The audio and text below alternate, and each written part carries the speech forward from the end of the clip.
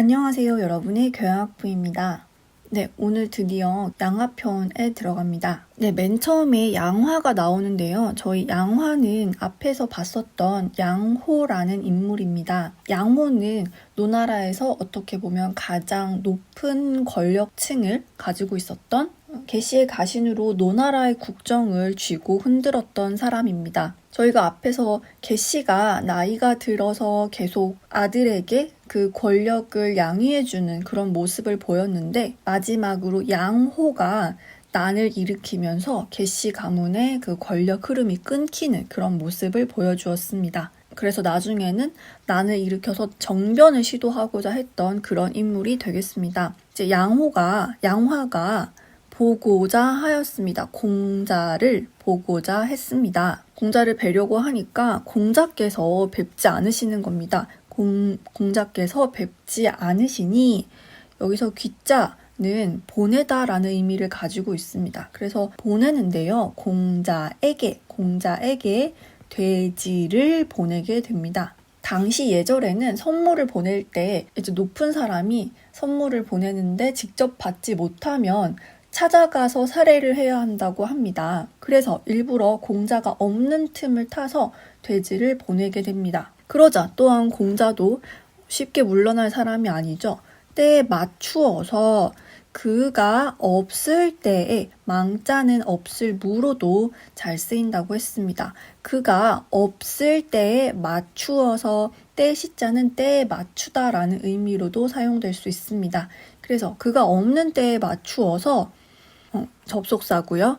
없을 때에 맞추어서 그에게 가서 감사를 표하게 됩니다. 절하다라는 의미는 이제 고맙다, 감사하다라는 의미로도 쓰일 수 있습니다. 이 절 배자의 의미가 감사하다라는 의미도 있고요. 그래서 공자도 역시 그가 없는 때에 맞추어서 그에게 찾아가 감사를 표했는데 마침 공교롭게도 이 어조사 저자 지어로 바꿀 수가 있었죠. 그래서 길에서 이 진흙 도자는 길이라는 의미를 가지고 있습니다.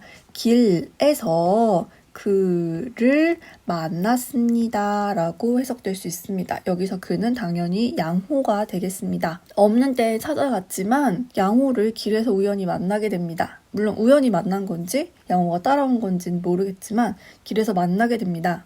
그러자 양호가 공자에게 일러 말하기를 이렇게 말합니다. 아니 오시오 내가 당신과 함께 뭐뭐와 함께라는 해석이 되겠죠. 당신과 더불어서 말하겠습니다. 그래서 양호가 공자를 불러놓고 양호가 계속 말하기를 품으면서 그 보배를 품고 있으면서 뭐뭐 하면서 그 나라를 미혹하게 한다면 오를 가짜는 캔이라는 의미로서 이룰 수 있다라고 해석이 될 거고요. 인이라고 이룰 수 있겠습니까? 라고 질문을 하게 됩니다. 보통 여기서 이 가로 왈자를 공자께서 말씀하시길이라고 여기 부분을 공자의 말씀으로 보는 경우도 있고 혹은 양호가 자기가 질문하고 자기가 대답을 하는 자문자답의 형태로 보는 경우도 있습니다. 아니 보물을 품고서 나라를 미혹하게 한다면 인이라고 하겠소? 아니죠. 불가하죠. 라고 하는 양화의 자문자답일 수도 있다라는 의견도 있습니다. 어쨌든 먼저 여기를 공자의 대답으로 본다면 공자께서 말씀하시기를 그거는 불가하죠. 그거는 불가능합니다. 라고 얘기합니다. 그리고 계속해서 양호가 얘기합니다. 종사하는 것을 좋아하면서 종사하다, 일하다 라는 의미로 해석이 될 수가 있겠죠. 종사하는 것을 좋아하면서 이 극자는 자주라는 의미로 쓰이면 음이 기자로 변합니다. 그래서 여기서는 자주기라고 제가 적었고요. 자주, 때를 놓친다면 이라고 해석할 수 있습니다. 일을 하는 것을 좋아하면서 자주 그 때를 놓친다면 역시 지라고 이룰 수 있겠습니까? 라고 얘기하고 있습니다. 그러자 공자께서 말씀하시기를 불가하죠. 그것은 지가 아닙니다. 라고 얘기합니다. 그러자 양호가 덧붙이기를 날과 달이 가도록 이라고 해석할 수 있습니다. 날과 달이 가도록 세월은 나를, 이 여자는 뭐 주다, 따르다, 허락하다 등의 의미를 가지고 있는데요. 나를 따르지 않습니다. 세월은 나를 따르지 않습니다. 혹은 세월은 나를 허락하지 않습니다. 모두 괜찮습니다. 그런데 한국어에서 보통 문맥적으로 이때 세월이라는 말이 나오면 기다리다 라고 해석을 잘 하기 때문에 여자 자체에는 기다리다 라는 의미는 없지만 기다리다 라고 해석을 했습니다. 여자에 뭐 따르다, 허락하다 모두 좋습니다. 그래서 세월은 나를 따르지 않습니다. 나를 허락하지 않습니다. 나를 기다리지 않습니다. 라고 얘기할 수 있습니다. 그러자 공자께서 말씀하시기를 예, 그렇습니다. 예, 그렇습니다.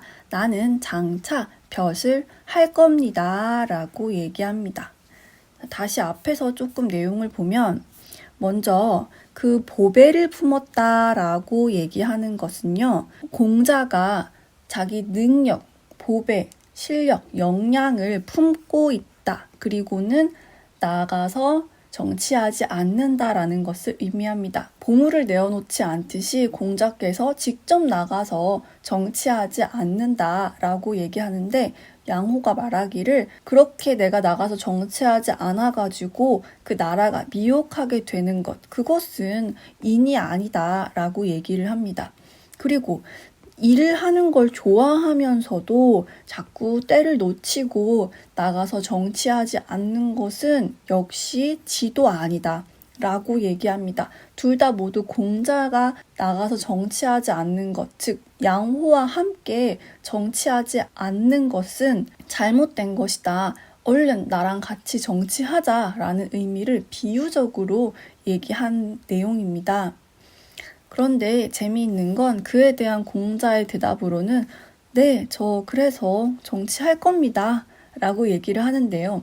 이건 마치 너 왜 정치 안 해? 너 왜 정치 안 해? 라고 막 몰아붙이는데 나 할 건데?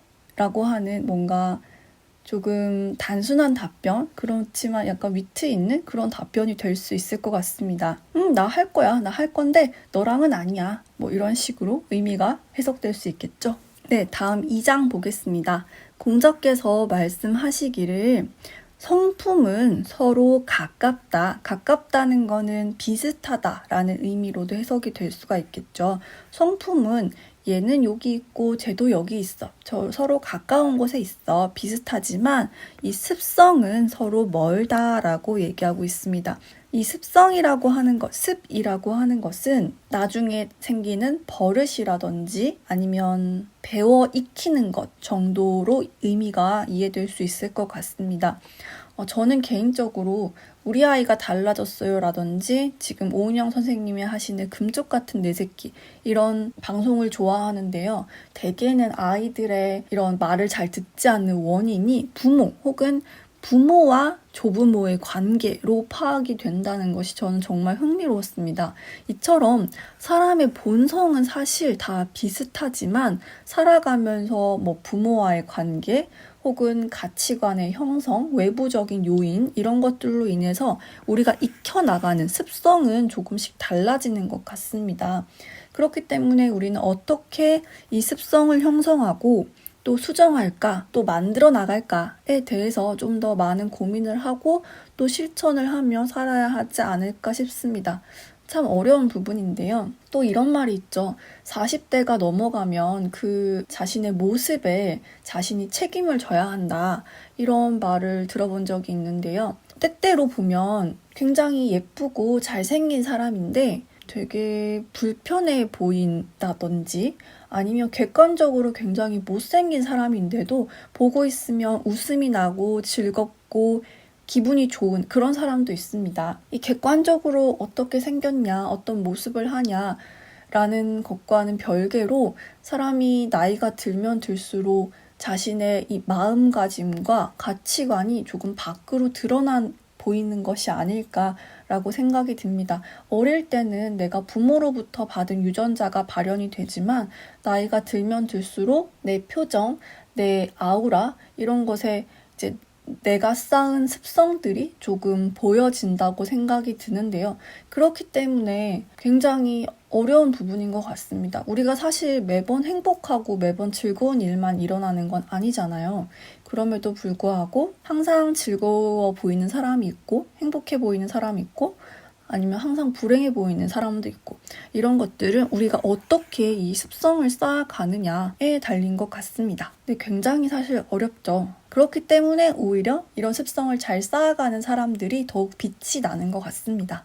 네, 다음으로 3장입니다. 공자께서 말씀하시기를 오직 가장 위에 알고 있는 사람, 즉 가장 지혜로운 사람과 그리고 뭐뭐와 그리고 가장 어리석은 사람만이 옮기지 않는다라고 얘기되고 있습니다.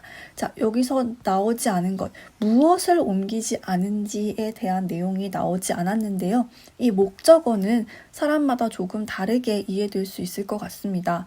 가장 지혜로운 사람은 다른 사람, 특히 아주 악한 사람들과 더불어 서로 얘기하고 활동한다고 해도 그 악함이 혹은 그 악한 생각이나 악한 행동이 이 지혜로운 사람들에게 옮겨가지 않고 또 가장 어리석은 사람, 이런 사람들은 다른 사람, 특히 아주 훌륭한 사람들과 더불어 얘기하고 움직인다고 해도 그 훌륭한 생각이나 행동이 이 어리석은 사람에게 옮겨가지 않을 것입니다. 즉, 여기서 숨겨진 목적어는 보통 행동, 생각, 버릇, 마음 등으로 이해될 수 있을 것 같습니다.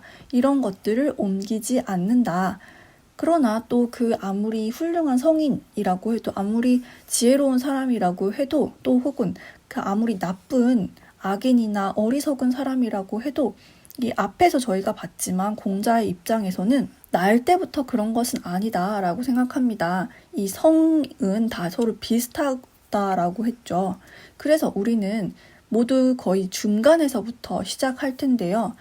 이 중간에서 보고 배우고 익히면서 점점 지혜로운 사람 쪽으로 성장을 하면 되지 않을까 생각합니다. 네, 오늘은 굉장히 반성적인 그런 내용들이 나왔는데요. 참 어려운 부분인 것 같지만 이렇게 논어를 통해서 가끔이라도 맞아, 내가 조금 더 어떻게 변해야겠다, 어떤 생각을 가져야겠다라고 일깨워주기만 한다면 가끔이라도 일깨워주기만 한다면 논어를 배우는데 충분한 가치를 찾을 수 있지 않을까 생각합니다. 다음 시간에 뵙겠습니다. 감사합니다.